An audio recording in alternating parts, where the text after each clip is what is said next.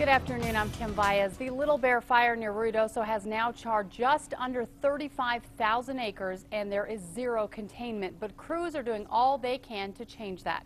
News 13's Gabrielle Burkhart is live in Ruidoso with the latest.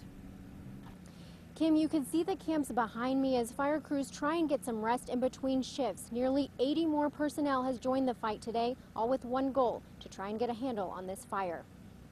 The fire expanded overnight. 8,500 acres. 35 structures have burned, but officials say it could be much more. They've not been able to map out homes burned in 2 subdivisions. Crews are working in some areas to assess the damage while evacuees wait to see if their home still stands. It's kind of feeling displaced a little bit on the homeless side right now, but everything is cool, you know. I mean, we have a lot of optimism. The fire is about 6 miles from Capitan. Crews were able to reinforce brake lines due to lower temperatures and higher humidity overnight. Zero containment, you know, is like it's a concern, you know, but it does not mean zero progress. Fire crews are bulldozing to protect fire lines. Cautiously optimistic, and you know, seeing those containment numbers climb in the next couple of days. So it may still be days before evacuees know if their homes survived or not. Enough that people can go and at least see that their homes are safe or that they can begin to make plans.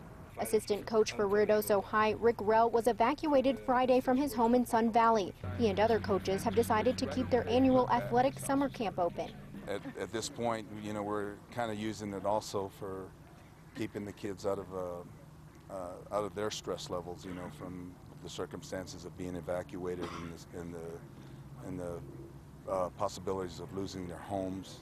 Even though most kids are missing from the camp, they say it's been uplifting to keep a routine in this difficult time.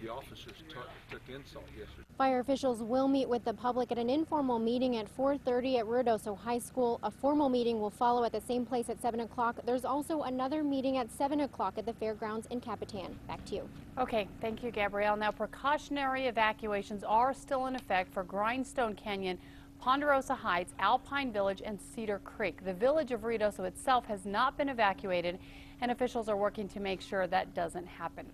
The assessment of damage from this fire is just getting started. Crews estimate, as Gabrielle said, that about 35 homes have been lost, but they make it very clear that is just a rough estimate. The flames were so fierce this weekend that it's been hard for crews to really get a look at things. But our Bob Martin has gotten a very good look at the damage from Sky Ranger. He will show us what he is seeing coming up in our next half hour.